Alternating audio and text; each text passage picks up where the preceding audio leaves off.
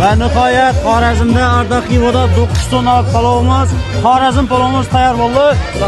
Barman. Xudo xolasa bu tayyor bo'ldi axir endi. Tayyor bo'ldi endi o'zi tarqatib chiqarayapmiz. Xudo xolasa. Hadi isleyin. Xalqimizga endi solib beramiz, bizda katta tog'aralarga solib beramiz. Vallahi Shogirt Taybonda pastda porsiyon Arda Xivodagi dozozlardan ketadi. Ha, biraz yerler hem 4 ko'rsa bo'ldi, qolgani o'sha kam-kaminangan boqib so'zakchalar ehson sifatida tarqatiladi. Xudo xolasa yana Arda Xivoda rekord, O'zbekistonda rekord yangilandi. 9 tonna Xorazm palov pishdi. Palovina to'liq tayyorgarlikda keldi.